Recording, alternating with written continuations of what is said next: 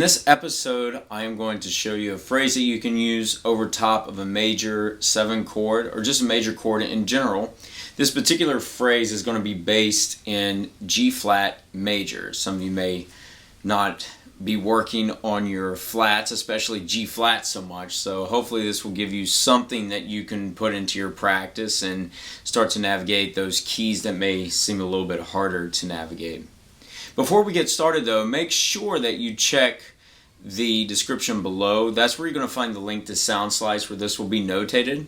And you're also going to find lessons and courses that I offer on musicallessons.com, as well as the gear that I use. So with that being said, let's get started. Alright, so there's not a whole lot that I really need to say about the phrase. It's dominantly 16th notes. There is an 8th note that begins the phrase, and then there's a quarter note that ends the phrase. It's 2 bars. The one thing that stands out a little bit about this phrase, and you can resolve this, but the one thing that stands out is that the very last note is the sus. So the phrase starts with the root note in G flat, and then when I end it, I'm ending with the sus. So if you want to resolve it, go for it. I didn't resolve it, kind of left it there. I liked the sound of it, so I kept it there. I know in theory books is probably that avoid note or the no note to land right on the sus and stay there, but especially on the major chord. But you know what? That's okay. You can play around with this and manipulate some things in there, or also put it in context and figure out, well, what's the next chord I'm going into.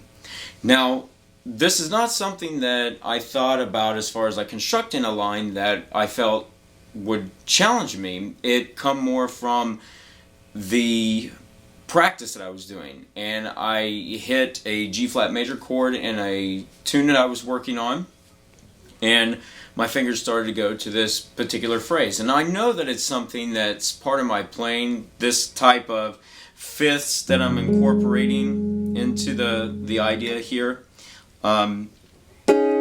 There's if you map out a couple of the other things that are going on in here, like there's a part of the phrase, so it's creating these suspended type sounds. So it's I know it's part of my language that I developed over time, so it felt really easy to play, and I thought, why not figure out what are the notes that I'm playing and show you guys. That way you can incorporate it into your playing as well. So what I'm going to do is start the metronome at 60, play it slower, then I'm going to put a chord, the G flat major, into the freeze pedal. That way you can hear in context what it sounds like at a faster tempo. So let's get started. Here we are at 60, 3, 4.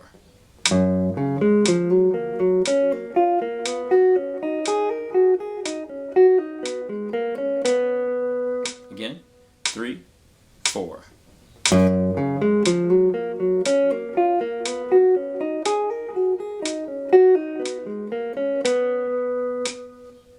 So now what I'm going to do is play a G flat 6-9 chord. That way that sus doesn't clash so much with the major third that you would have if you'd play a major 7 chord. I'm going to put that into the freeze pedal, and I'm going to set the metronome at 120 and play it up to speed.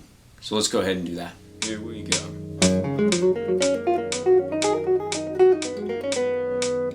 Again, 2, 3, 4.